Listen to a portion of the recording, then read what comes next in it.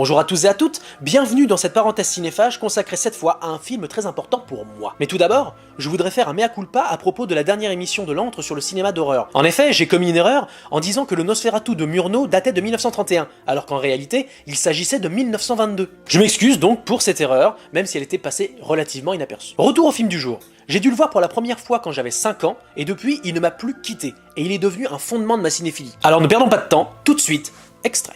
Au secours! Au secours! Au secours!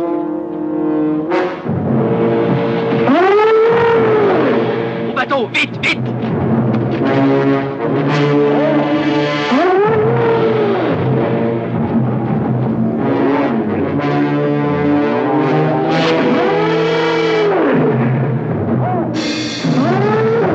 En effet, aujourd'hui, le 7e voyage de Sinbad, un film de Nathan Juran sorti en 1958 chez Columbia Pictures avec Kerwin Matthews, Catherine Grant et Torin Thatcher. Et oui, je sais, la plupart d'entre vous n'ont jamais vu ni même entendu parler de ce film.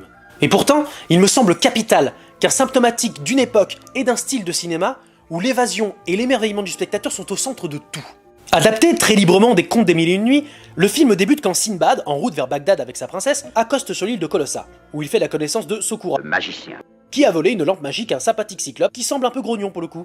Après un combat épique et l'intervention d'un génie, tout ce petit monde arrive à échapper au monstre, mais malheureusement le pauvre Sokura a perdu son précieux trésor. La lampe! La lampe! Une fois à Bagdad, le magicien n'arrive pas à convaincre Sinbad ou le calife de l'aider à retourner à Colossa et du coup, tout vexé qu'il est, il jette un sort à la princesse qui devient toute petite rikiki. Comme de par hasard, le seul moyen de contrer le charme se trouve sur l'île maudite. Et c'est parti pour l'aventure. On peut tout de suite écarter la question, non, le 7e voyage de Sinbad n'est pas un grand film qui brille par sa mise en scène ou son scénario. Le réalisateur, Nathan Juran, était un cinéaste de série B comme il en existait des centaines à Hollywood dans les années 50. Mais néanmoins, il s'est illustré en 1957 avec À des millions de kilomètres de la Terre, ou L'attaque de la femme de 50 pieds en 1958, qui a depuis atteint le statut de film culte grâce à son affiche.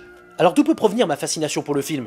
Tout simplement en prenant conscience que le 7e voyage de Sinbad n'est pas le fruit d'un réalisateur ou d'un casting. Même si Kerwin Matthews restera pour longtemps l'incarnation du héros de mon enfance au même titre qu'Harrison Ford et Kevin Costner. Non, ce qui fait que Sinbad est un film génial, c'est la présence au générique de l'incroyable maître des effets spéciaux, Ray Harryhausen.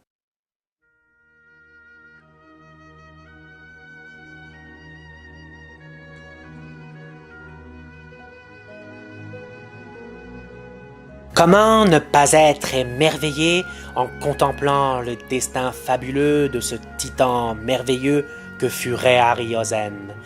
Véritable génie de l'animation et de la sculpture, il fut et restera le gardien attentif et le pourvoyeur prolifique de notre imaginaire enfantin.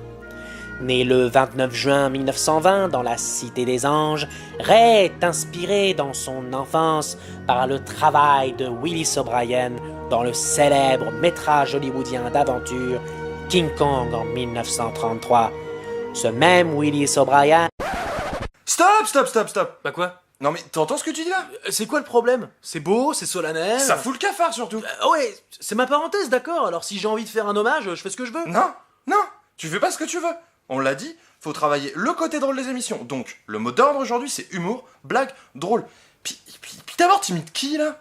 Frédéric Mitterrand? Frédéric Mitterrand. Ouais. Frédéric Mitterrand. Ouais.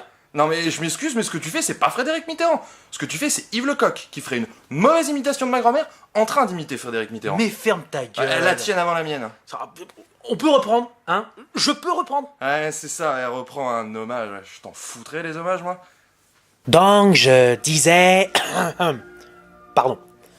Donc je disais, Ray Harryhausen est le véritable moteur du 7e voyage de Sinbad. C'est lui qui propose le projet au producteur Charles Schneer, alors que Howard Hughes vient de se ramasser une gamelle avec le fils de Sinbad en 1955. Et c'est grâce à ses effets spéciaux et ses animations stop motion que pléthore de films ont pu acquérir une dimension culte. Des films qui ont marqué les esprits de beaucoup de cinéphiles, comme Jason et les Argonautes, qui reste probablement son film le plus connu. Dans les années 70, Harryhausen se tourne de nouveau vers le personnage de Sinbad, avec le voyage fantastique de Sinbad et Sinbad et l'œil du tigre. Mais l'époque n'est plus au film d'aventure en costume, et les effets en stop motion commencent à prendre un méchant coup de vieux. Et son travail sur le choc des titans... Non, pas celui-là, celui de 1981, finit par mettre fin à sa carrière d'animateur. Mais il n'empêche que sa passion pour les monstres et la mythologie lui ont donné la possibilité de donner vie à des univers fantastiques à une époque où les effets numériques n'existaient tout simplement pas. Chemin faisant, Harryhausen crée une nouvelle technique. This is Dynamation. D'accord, donc la technique du... This is Dynamation. This is Dynamation.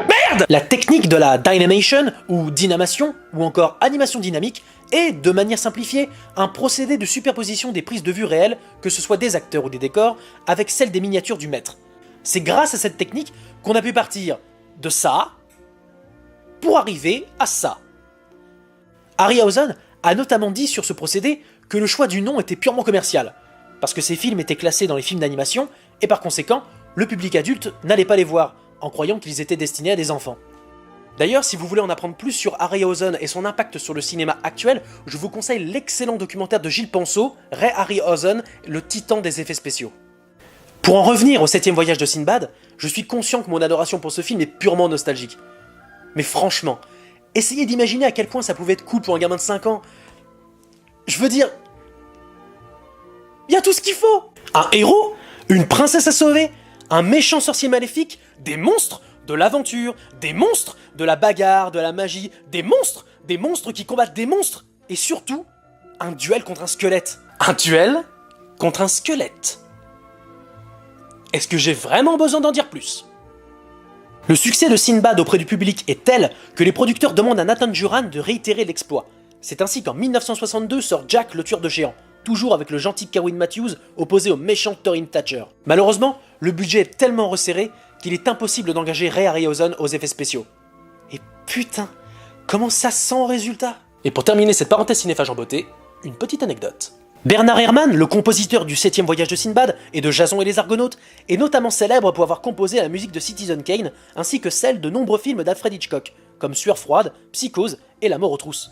Compositeur à multiples facettes, on lui doit en plus la bande-son d'Obsession de Brian De Palma ou encore de Taxi Driver de Martin Scorsese.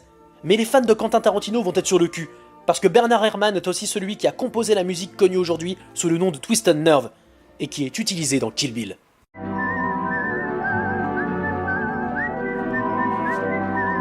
D'ailleurs, il est à noter que Daryl Hannah joue le rôle principal dans le remake de 1992 de L'attaque de la femme de 50 pieds. La classe, non ?